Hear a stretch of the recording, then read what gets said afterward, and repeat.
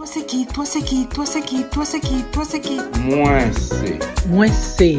Toi c'est qui? Toi c'est qui? Toi c'est qui? Toi c'est qui? Toi c'est qui? Moi c'est un artisan. Moi c'est un artiste.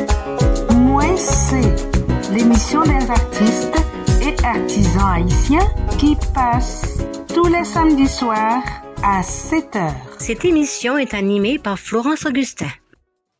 Chers amis internautes, bonsoir. Êtes-vous du nombre de ceux ou celles qui sont dans un emploi qu'ils n'aiment pas, en rêvant d'un projet qui vous tient à cœur? Avez-vous rédigé un plan d'action? L'artiste que nous recevons aujourd'hui avait un rêve, une vision. Elle a attendu le bon moment pour se lancer. Quel a été son parcours? Comment a-t-elle pu réaliser son rêve?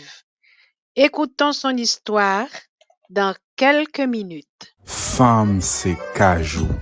Proverbe haïtien, sagesse ak richesse. Moi, c'est Berman Fleury. Donc, ça fait un plaisir pour me présenter nous parmi plusieurs centaines de proverbes créoles haïtiens. On sélection de bons proverbes pour aider la vie meilleure pour tout le monde. Comme disons que proverbe, nous choisissons à partir de livre ça. C'est un livre ça m'a servi. Donc, c'est un livre qui gagne plus que 268 proverbes là-dedans. Et son sélection de proverbes. Donc, sélection proverbes ça. Livre, bien sûr, il choisit quelques proverbes qui baillent bon message pour aider mon vivre dans la vie. La femme, comme la cajou. Proverbe haïtien, sagesse et richesse.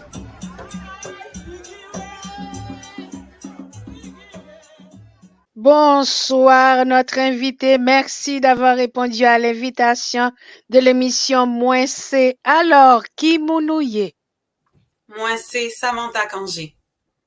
Bienvenue à l'émission Moi c'est Samantha Kangé. Nous allons prendre une petite pause pour écouter le proverbe de Bergman Fleury. D'accord?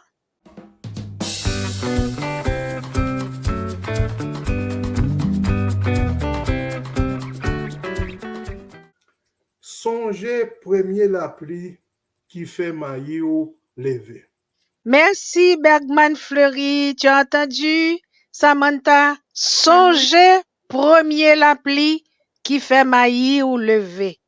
Songez premier la pluie qui fait maillir ou lever.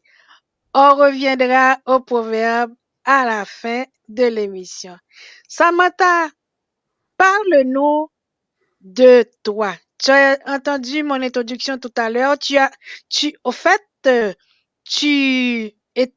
dans un emploi. Qu'est-ce que tu fais comme maintenant dans la matinée?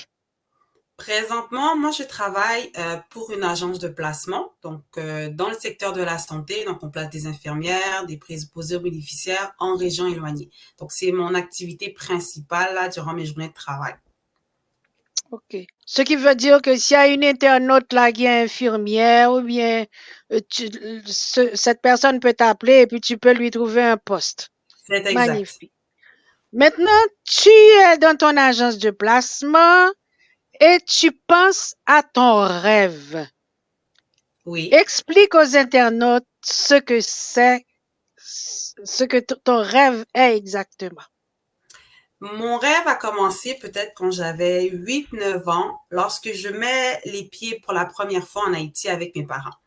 Donc, ça a été, je me souviens, c'était mon tout premier choc culturel parce que je suis quand même née ici, j'ai grandi au Québec. Donc, la vie toute autre, j'ai jamais connu ça. Et je me souviens qu'en revenant, ça m'avait beaucoup manqué, ça m'avait beaucoup marqué. Et quand je parle avec mes collègues, mes amis, j'avais l'impression souvent d'être incomprise parce que j'ai eu la chance de vivre quelque chose que eux, ils n'ont pas pu vivre forcément quand tu grandis en réalité tout simplement au Québec. Et je me suis toujours demandé qu'est-ce que je pourrais faire pour inciter la diaspora haïtienne à reconnecter avec sa culture, à vouloir, se mettre en tête, je veux en savoir plus. Parce qu'on sait que la culture ne se transmet pas de façon automatique. Il doit avoir soit une ambition de ta part, soit une volonté de tes parents de s'assurer qu'il y a continuité. Alors, c'est de là que part cette envie vraiment de vouloir faire quelque chose pour la diaspora. Et je me suis dit, bon, tu vois, ici, on connaît la musique, on connaît la nourriture. Et je me suis dit, s'il y a bien un secteur qui a été délaissé, c'était la mode. Et je me dis, pourquoi pas me lancer dans la mode? C'est parti à partir de là. Et puis l'idée a commencé à germer. Tranquillement. Tranquillement. Ça t'a pris combien de temps avant d'écrire ton plan d'action? Ça m'a pris, je pense, au moins 3 ans. Ça m'a pris 3 ans. Je l'ai écrit une première fois et ça a pris un autre 2 ans avant de me lancer réellement. OK, là, là, tu disais que tu avais 8 ans que tu es rentré en Haïti, mais là, tu avais quel âge quand Là, tu as commencé? Je commençais l'université, donc c'est-à-dire il y a à peu près 3 ans, j'avais peut-être alors 22 ans. OK. Donc maintenant, tu as écrit ton plan d'action. Quel était le plan d'action?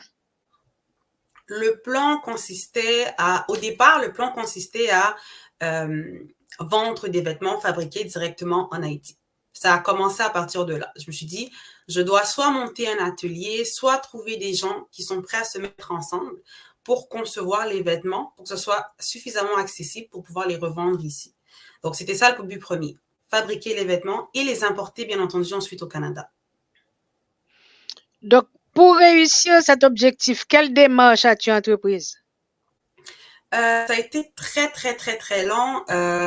On n'a pas, tu sais, en Haïti, on n'a pas forcément accès à l'Internet comme on a accès ici. Donc, des fois, quand tu veux trouver de l'information, si tu connais pas des gens pour t'aider ou pour t'épauler, c'est très, très compliqué. Alors, la première démarche que j'ai faite, c'est d'en parler à ma mère. Donc, c'est elle qui m'a guidée. C'est un peu mon mentor, si on veut, dans la vie. C'est quelqu'un qui m'inspire beaucoup, qui est une femme d'affaires et j'ai comme un peu suivi ses traces. Si on peut dire comme ça. Donc, c'est elle qui m'a épaulée dans le projet. C'est elle qui a fait vraiment les démarches, les appels pour m'aider en fait à accomplir ce que je voulais. Parce que n'ayant pas grandi là-bas, j'avais pas cette communauté ou ces contacts pour appeler, pour trouver ces gens-là pour faire les robes pour moi. OK. Et puis, tu as fondé la compagnie qui s'appelle Chiclette. Pourquoi as-tu choisi ce nom? Je t'avoue que ça m'a intriguée. Oui, Chiclette, comment dire, c'est au début quand je cherchais un nom, je trouvais pas. J'essayais de faire des combinaisons, ça ne fonctionnait pas. Et à un moment donné, je me suis assise, je me suis dit, la majorité des boutiques de vêtements, là, les noms, c'est généralement associé à un prénom, un nom de famille. C'est rarement un nom qui relie aux vêtements. Et il fut un temps, donc j'étais tout le temps avec des amis et tu sais, c'est un truc que je me souviens, je parlais beaucoup des chiclettes que je mangeais en Haïti, où je mangeais beaucoup de gomme parce qu'on sait que c'est ça que ça veut dire. Et va savoir comment ils m'ont collé le surnom. Donc, au lieu que les gens m'appellent Samantha, les gens m'appelaient Chiclette dans la rue. Tu sais, Chiclette, comment ça va? Ah, Chiclette, est-ce que tu es là? Et j'ai dit, tu sais quoi? Chiclette, ce sera le nom de la boutique et on n'en parle plus. C'est comme ça que je me suis décidée. Donc là, maintenant, tu as cherché les gens pour t'encadrer et tu es tombé sur qui? Bon, je suis tombée au départ, bon, je me souviens pas vraiment des noms là, mais je suis tombée sur quelques personnes, mais ça n'avait pas fonctionné. Puis là, je pense, grâce à toi, ma chère Florence, et c'est là où on sait que les amis en commun, là, les contacts, ce sont très importants. Je pense que c'est ma mère qui a fait un pas vers toi. Et qui a pu me permettre justement d'aller trouver le designer en Haïti par la suite. Mais ça aussi, c'était un processus qui a pris du temps. Beaucoup de recherches, beaucoup d'appels. Ça a pris au moins 1 an avant de pouvoir mettre ça en place. Je te dis en passant que quand ta mère m'a appelé, elle m'a dit, elle dessine beaucoup, elle a ses modèles et tout. Qu'est-ce qui t'a... Comment t'es venue l'idée de tracer ces modèles? J'étais en train En fait, la question que je me suis posée quand j'ai voulu me lancer dans la mode, je me suis dit, bon, nous, les jeunes qui grandissons ici, on n'est peut-être pas près forcément de la culture comme ceux qui ont grandi en Haïti. Et je me suis dit, le but, en fait, c'est en fait de tout simplement leur donner envie. Et la façon de leur donner envie, ben, c'est de concevoir quelque chose qui les interpelle. Donc, la mode, ben, c'est est-ce qu'on peut réutiliser le Carabella pour en faire du prêt-à-porter de tous les jours que les gens aimeront? Donc, pas seulement avoir des vêtements folkloriques, mais avoir des vêtements que tu peux porter pour aller au parc, pour aller au ciné, pour aller en soirée. C'est comme ça que je me suis mise à dessiner pour essayer de voir quel type de vêtements je pourrais faire qui pourrait plaire en fait aux jeunes que nous, on est aujourd'hui. Je comprends. Nous allons donner le nom du designer qui t'a encadré.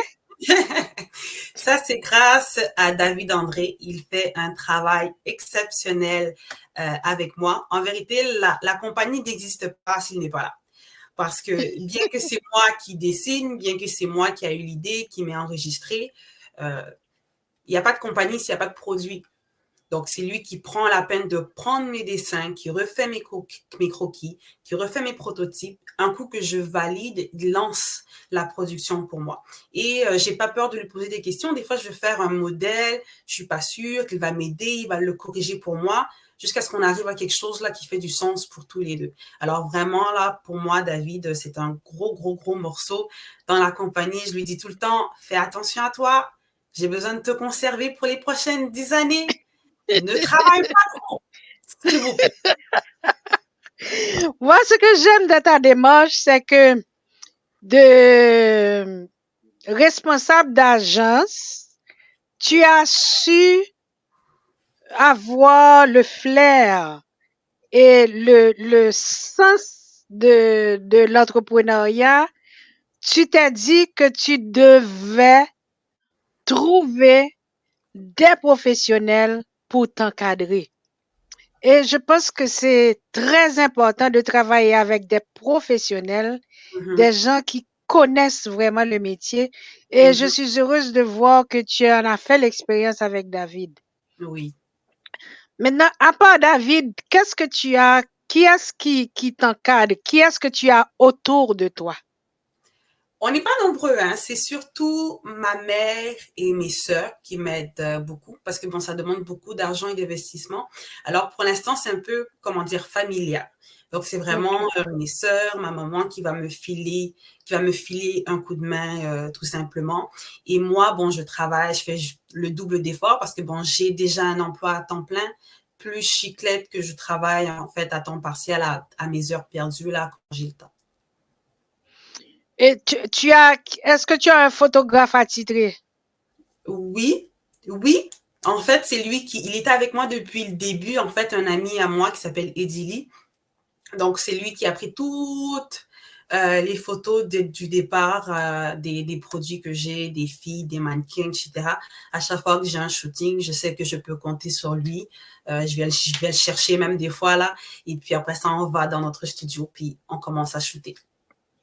Est-ce que ce sont des mannequins professionnels que tu as? Non, ce sont des amis de la famille. Donc, ma sœur a posé pour moi, ma cousine a posé pour moi. J'ai des amis qui m'encouragent, qui ont posé pour moi. Donc, il y a vraiment cette communauté d'entraide. Donc, on essaie vraiment de s'entraider les uns et les autres là pour essayer au mieux d'atteindre nos objectifs. Nous allons monter aux internautes tout à l'heure dans la deuxième partie de l'émission. Toutes ces dames dont tu parles. Maintenant, Samantha, c'est qui est-ce que c'est toi qui dessines ce qui doit être porté sur les vêtements? C'est toi qui qui donne une idée au dessinateur ou bien est-ce que c'est toi qui dessine? Est-ce que c'est toi qui fais les dessins? En fait, ou bien tu as un dessinateur? Moi, je m'occupe seulement je dessine le vêtement en tant que tel. Donc, c'est moi qui décide si c'est un top, c'est moi qui décide si c'est une jupe, s'il y a une fonte ou est pas fonte, où va être posée la peinture. Mais en soi, la peinture, il y a un peintre en Haïti qui fait le travail. Et je laisse un certain champ de libre arbitre, de liberté artistique. Ils vont décider ce qu'ils vont peindre, mais on prend le temps généralement avec David de se dire, bon, quel type de peinture qu'on voudrait. On sélectionne quelques-unes et on laisse en fait le champ en fait au peintre de peindre directement sur le vêtement. Pour le moment, tu n'as que des robes parce que je t'entends parler de robes surtout dessus. Est-ce que tu as des chemises aussi? Les chemises pour hommes, oui, ils viennent tout juste d'arriver en réalité, tout juste, ils ne sont pas encore sur le site internet. Donc prochainement, ça devrait être disponible. Mais j'ai des chemises pour hommes avec vraiment la poche qui est peinturée dessus là. Ça va sortir prochainement sur le site web. À quel rythme dessines-tu de nouveaux modèles? Je me suis dit, étant donné que c'est un peu la situation en Haïti est un peu compliquée, que ça demande énormément de coûts, la première année, j'ai sorti au moins une quinzaine de morceaux. Et chaque année, je vais toujours sortir à peu près 5 nouveaux morceaux, soit qui vont remplacer ceux qui ne se vendent pas ou tout simplement se rajouter à ma nouvelle collection. C'est magnifique. On va faire la première pause de l'émission et puis nous allons regarder tes modèles. À Super. tout à l'heure. À toutes. Concrétisez vos rêves de publication. Les éditions Jacques Trouillot sont là pour vous. 4054 rue Mousselet, Montréal-Nord, Québec, H1H2C5. Téléphone 514-507-7771. 514-885-8606. Pour plus d'informations, visitez notre site www.jacquestrouillot.ca. Chers amis internautes, nous sommes avec Samantha Kangé. N'oubliez pas de partager l'émission, mettez un like et puis abonnez-vous à la chaîne. Samantha Kangé, c'est un exemple de détermination, de ténacité. Elle a su trouver les personnes qu'il fallait pour pouvoir réaliser son rêve. C'est un modèle à suivre. Samantha, on prend quelques minutes pour regarder tes magnifiques modèles. Super.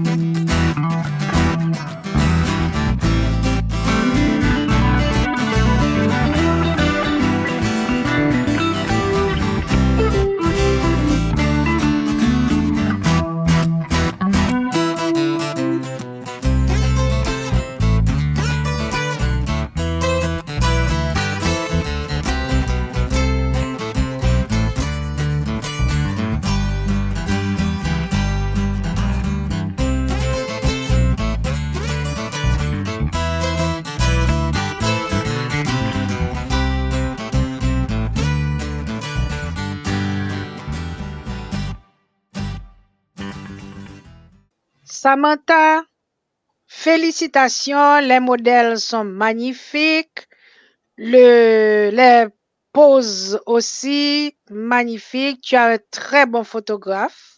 Merci. Et on sent que c'est un travail vraiment professionnel.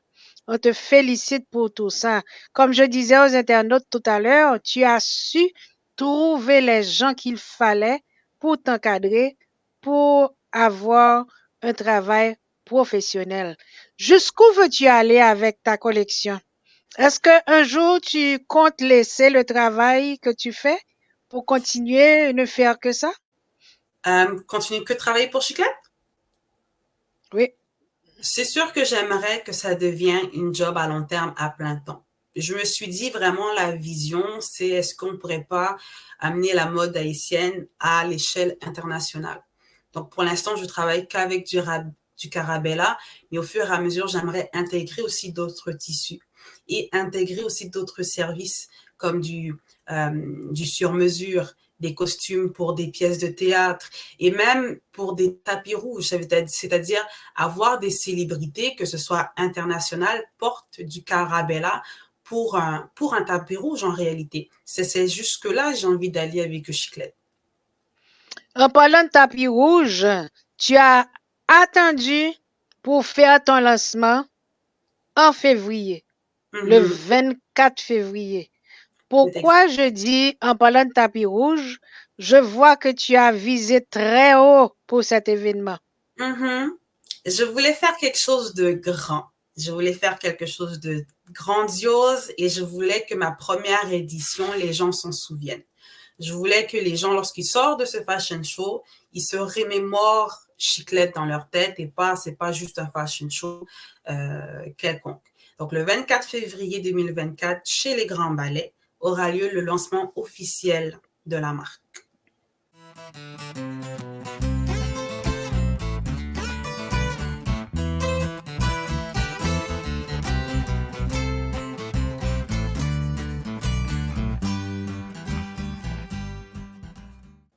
Donc, qu'est-ce qu'il y aura au programme? Il y aura un défilé, il y aura quoi exactement? Donc, on va avoir, ça va se passer en 2 parties. Donc, on a la première partie avec exposition artistique et bouchée cocktail. Donc, c'est comme un espace où les gens peuvent réseauter entre eux. On va avoir des bouchées, on va avoir des cocktails, on va avoir un salon qui va être monté pour faire tout ce qui est espace photo, interview, etc. Et dans la deuxième salle adjacente, c'est là que la magie va s'opérer et qu'on va avoir le fashion show. Donc, c'est un défilé de mode avec spectacle. Donc, on va avoir des spectacles de danse, on va avoir des spectacles de chant, tout en intégrant en fait le défilé de mode tout simplement. Et lorsque cette partie-là termine, les gens reviennent dans la première salle et peuvent commencer à dépenser. Donc, ça va être une opportunité aussi pour moi d'augmenter en fait mes ventes. Donc, il va y avoir des articles exclusifs à cette soirée-là qui ne seront pas disponibles sur mon site web. Les robes seront en vente et la collection d'été 2024, les gens pourraient précommander en fait d'avance leur prochaine tenue. Donc, tu comptes présenter au moins combien de pièces ce jour-là? On va avoir au moins facilement une 15aine de pièces.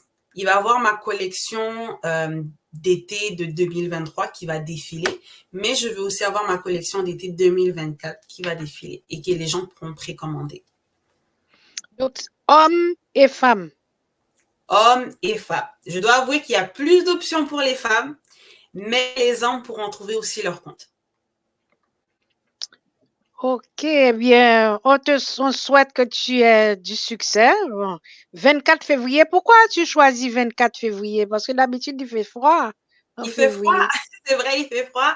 Mais comme, tu sais, Chiclette, les gens ne le connaissent pas encore. Et il fallait qu'on choisisse un mois où on sait que les gens sont généralement prêts à sortir. Février, il fait froid, c'est vrai, mais c'est aussi le mois de l'histoire des Noirs. Donc, je me suis dit, quoi de mieux que de profiter, en fait, de ce mois-là pour présenter Chiclette, mais aussi présenter Haïti d'une autre façon, en fait. C'est pas juste un défilé de mode, c'est de montrer que, Haïti en vaut encore la peine. Haïti a encore de très belles perles rares et qu'on veut profiter. Et tu vois, j'aimerais rajouter ceci. Moi, toutes mes robes, présentement, elles sont nommées auprès d'une femme qui a révolutionné Haïti, en fait, qui ont vraiment eu une portée significative là jusqu'à l'indépendance. Et c'est ces femmes-là, j'ai aussi envie de les mettre à l'honneur durant le mois de l'histoire du Noir et durant mon fashion show.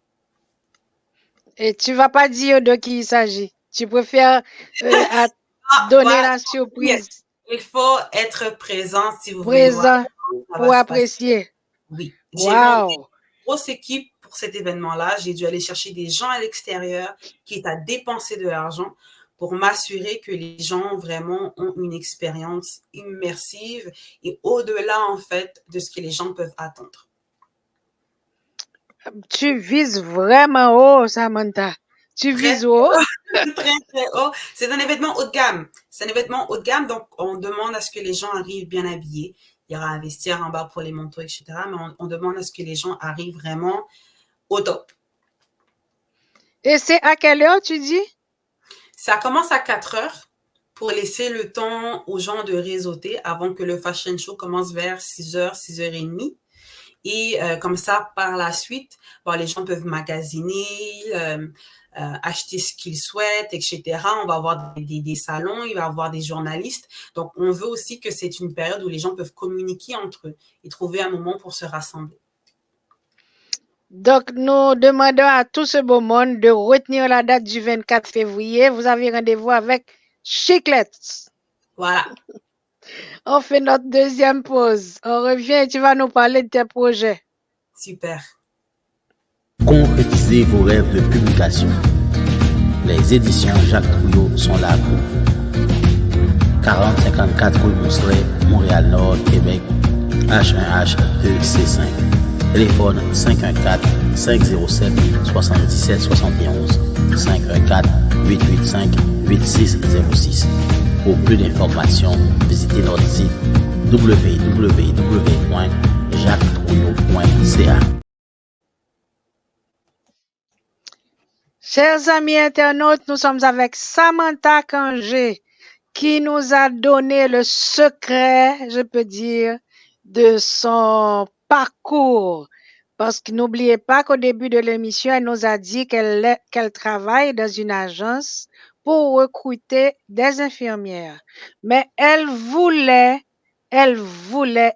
tenait à réaliser son rêve. Et c'est pourquoi elle a cherché des professionnels pour l'encadrer.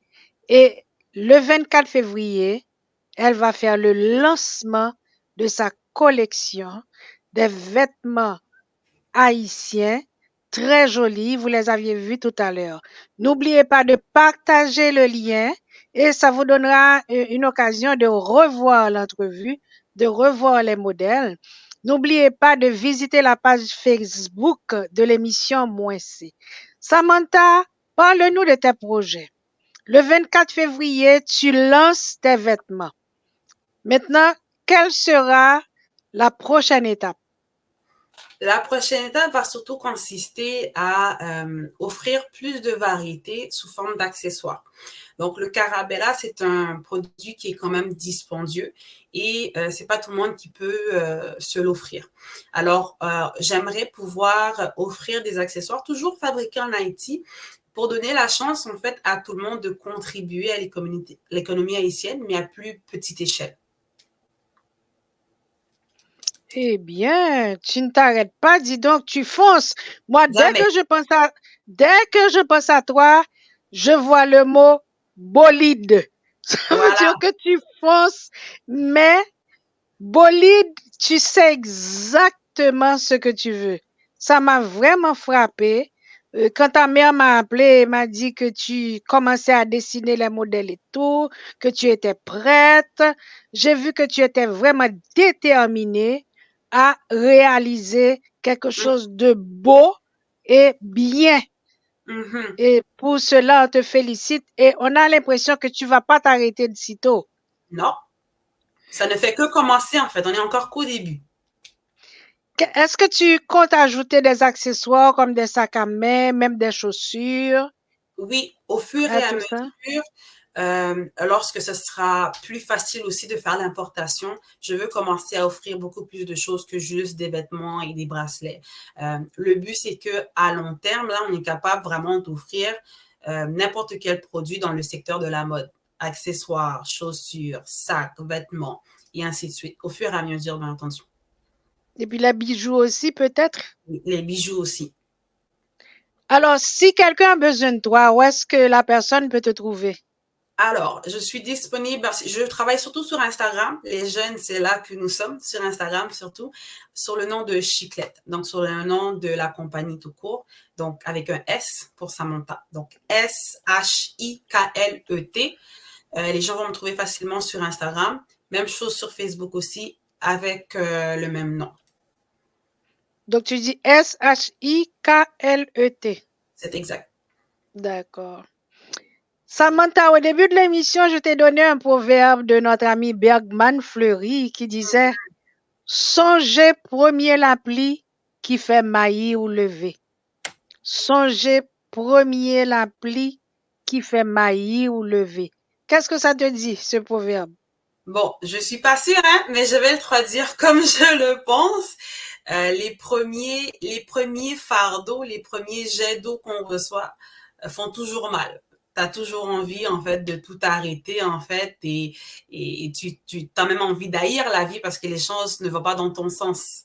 Mais tu remarques très vite que tous les défis auxquels que tu fais face, ben, c'est un pas aussi vers le succès. C'est un pas vers un atteint de tes objectifs. Il faut juste savoir, en fait, comment, à chaque fois qu'un défi arrive, ben, comment tu y fais face, tu vois.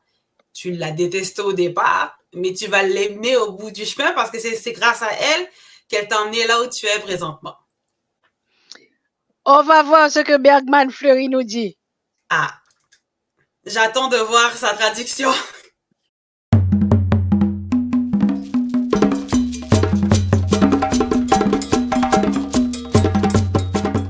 Songez premier la pluie qui fait maillir ou lever. Songez premier maillir qui fait la Songez premier la pluie qui fait maillir ou lever. Rappelle-toi la première pluie qui a fait pousser ton maïs. C'est un proverbe qui dit de ne jamais oublier son identité et ses racines. Son identité et ses racines, c'est très important dans la vie pour avancer. Voilà, tu as entendu Bergman Fleury qui n'a pas été très loin de ce que tu as dit. Et en plus, moi, je trouve que ça résume ton parcours.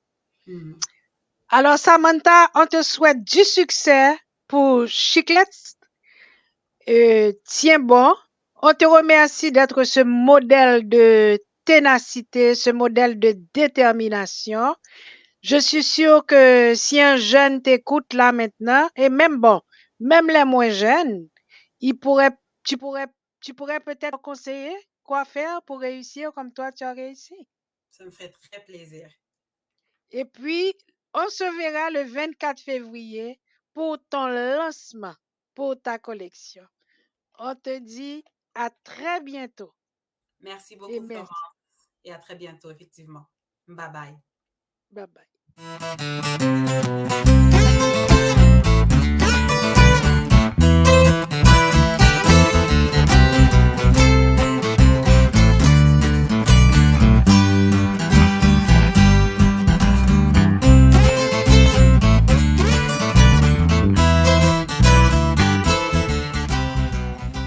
Chers amis, c'était avec nous Samantha Kangé, une personne très jeune qui a su comment ouvrir son entreprise. Faites comme elle. N'hésitez pas. Foncez. Cherchez des professionnels pour vous encadrer. À samedi pour rencontrer une autre artiste de nationalité haïtienne. Toi c'est qui? Toi c'est qui? Toi c'est qui? Toi c'est qui? Toi c'est qui? Moi c'est. Moi c'est. Toi c'est qui? Toi c'est qui? Toi c'est qui? Toi c'est qui? Toi c'est qui? Moi c'est un artisan. Moi c'est un artiste. Moi c'est l'émission des artistes et artisans haïtiens qui passe tous les samedis soirs à 7h. Cette émission est animée par Florence Augustin.